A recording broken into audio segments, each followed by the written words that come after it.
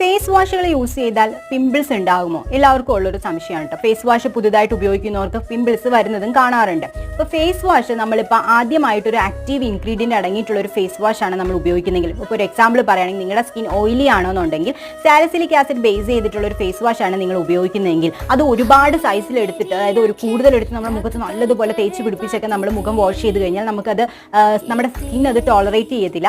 അതുകൊണ്ട് തന്നെ അവിടെ ബ്രേക്ക്ഔട്ട്സ് ഉണ്ടാകും, പിമ്പിൾസ് ഉണ്ടാവാനുള്ള സാധ്യതയൊക്കെ വളരെ കൂടുതലാണ് കേട്ടോ. ആദ്യമായിട്ടാണ് നിങ്ങൾ ഈ ഒരു ആക്റ്റീവ് ഇൻഗ്രീഡിയൻറ്റ് അടങ്ങിയിട്ടുള്ള ഫേസ് വാഷ് ഉപയോഗിക്കുന്നതെങ്കിൽ ആദ്യത്തെ പ്രാവശ്യം നിങ്ങൾ 2 നേരം ഇത് ഉപയോഗിക്കേണ്ട.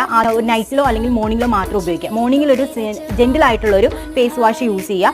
അതായത് ഇപ്പം സെറ്റഫിലിൻ്റെ ഏതെങ്കിലും ഒരു ജെന്റിൽ ഫേസ് വാഷ് നിങ്ങൾക്ക് യൂസ് ചെയ്യാവുന്നതാണ്. അതിനുശേഷം നൈറ്റ്ലി സാലിസിലിക് ആസിഡ് ബേസ് ചെയ്തിട്ടുള്ള ഫേസ് വാഷ് ഉപയോഗിക്കാവുന്നതാണ് കേട്ടോ. ഇനി നിങ്ങൾ ഡ്രൈ സ്കിൻ ആണെന്നുണ്ടെങ്കിൽ നിങ്ങൾക്ക് ജെന്റിൽ ആയിട്ടുള്ള, നിങ്ങൾക്ക് സ്യൂട്ട് ആകുന്ന ഫേസ് വാഷുകൾ 2 നേരം വളരെ മിനിമലായിട്ട് എടുത്തുകൊണ്ട് യൂസ് ചെയ്യാവുന്നതാണ് കേട്ടോ.